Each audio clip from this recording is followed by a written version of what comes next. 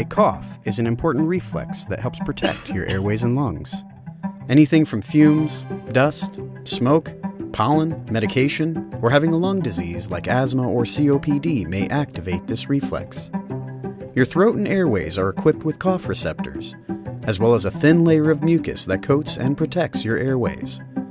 When you inhale a trigger, your cough receptors recognize the intruder, which gets stuck in the mucus lining your airways. Those cough receptors then send a message up to your brain, which sends a signal back to the muscles of your chest wall and abdomen to rapidly and forcefully take a deep breath in and out to remove the trigger.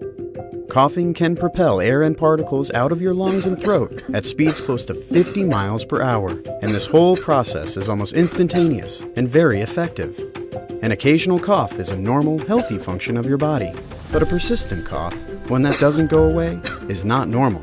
Any cough that lasts for more than 8 weeks should be discussed with your doctor. And regardless of how long you've had the cough, if it concerns you, it should be brought to your doctor's attention. Learn more about how your lungs function at lung.org.